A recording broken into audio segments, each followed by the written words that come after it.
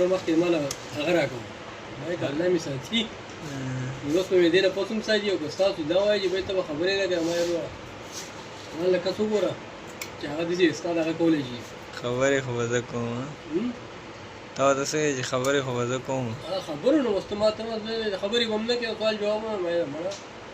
چې هغې لاس هغه چې کار نه وي راغلي به دې روژه کې نو نه یې تپوس کوو نه یې د کار څه دغه کوو هغه وګورو اوس د پرون یې شروع کړل یو څه زما ملا ماته ده اوس یو خو روژه ده په دې روژې کې روز دغه دوړې او دا کلنډر یې چلول دا ډېر ګران دي